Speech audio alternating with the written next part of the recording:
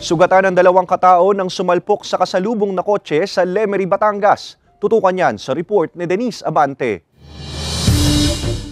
Sugatan ang dalawang lalaking ito na magkaangkas sa motorsiklo matapos bumangga sa kasalubong na kotse habang binabagtas ang kahabaan ng Barangay Mataas na Bayan, Lemery, Batangas pasado alas 10 ng gabi noong Sabado. Sa investigasyon ng pulisya, patungo sana sa bayan ng Lemery ang motorsiklo habang patungo naman sa Calacas City ang kasalubong nitong kotse. Sinakop umano ng rider ang linya ng kotse dahilan ng aksidente. Formada po yung dadaanan, yung highway ma'am. Nag-overshoot po ma'am siya ma'am doon sa kabilang highway. Kaya po nagkaroon po ma'am na collision. Tapos ma'am, yung sakaya naman po ma'am na parating, nung nagmangga na po yung kotse po ma'am, saka yung motor, nabangga po ma'am nung parating, pagkapangyari po, umalis na po yung driver ng kotse, siguro ma'am mga 1 kilometer away ma'am doon sa pinangyarihan. Iniwan po yung sasakyan kasi po siguro naubos na po yung tubig po sa radiator o nasira na po yung sasakyan. Iniwan na lang po nila ma'am yung sasakyan. Isinugod sa ospital ang dalawang sakay ng motorsiklo na nagtamo ng mga sugat sa iba't ibang bahagi ng katawan. Patuloy pa silang nagpapagaling ayon sa pulisya.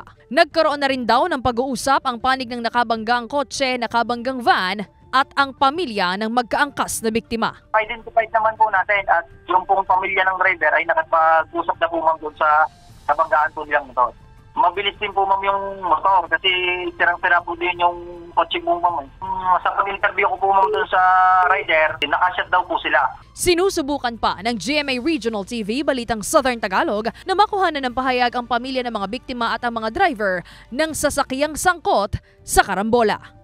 Denise Abante, Balitang Southern Tagalog.